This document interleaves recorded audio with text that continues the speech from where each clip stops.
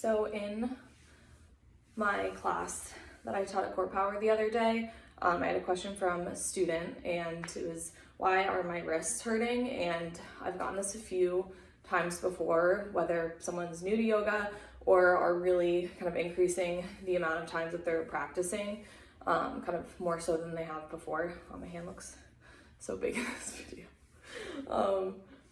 And I want to show a few ways to kind of help mitigate that, and just a few pieces of advice. Okay, so first we want to warm up the wrists.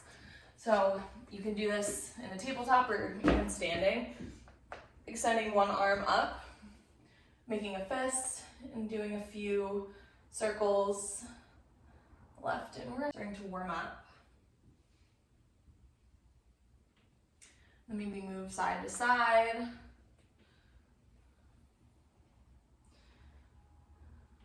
What I want to focus on is your hand placement and where you're pushing the weight down. So imagine that you're pressing into your fingertips, so grip the mat almost like your knuckles are coming like a ½ inch off of the mat.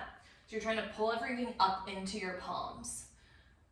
So squeezing there, you might already feel a little bit of the tension coming off your wrist. I want you to hug your arm bones in towards one another and feel your chest start to light up. So the muscles in your torso, your chest, you're starting to pull those in towards one another so that the pressure and tension kind of goes into your arms and your chest more so than kind of letting everything fall onto your wrists. So just play around with how that feels. And then we're going to find another wrist stretch. So you're going to flip your one hand so that the top is flat down on the mat. And I would do this one at a time at first, just so that all of the pressure isn't pushing down onto both wrists like this. You can swipe up and back here too. Maybe flex your fingers, bring them in towards your forearm. And then do the other.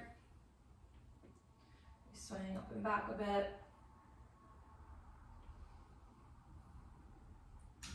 Now when you feel like you're nice and warmed up, we're going to focus on our downward facing dog, because I think this is where a lot of this like overuse and tension comes from that we're putting on our wrists. So a lot of the time, you might see people having their down dog like this. So their chest isn't really close to their thigh.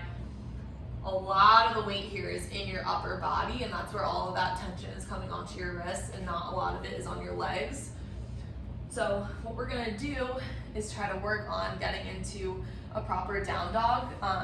If you don't hold a lot of flexibility in your hamstrings, it might be hard to pull your chest towards your thighs if you're trying to straighten your legs out too much.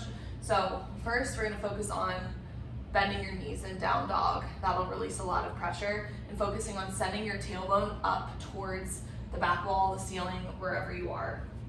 So a way to get into this is having your hands maybe a foot in front of you, keeping your knees bent, toes tucked, and as you exhale, just start to lift your tailbone up towards the ceiling and bring your chest towards your thighs. So you don't even need to straighten out your legs at all right now. I just want you to focus on bringing your chest towards your thighs and your weight kind of sending back into your legs, your tailbone pointing up.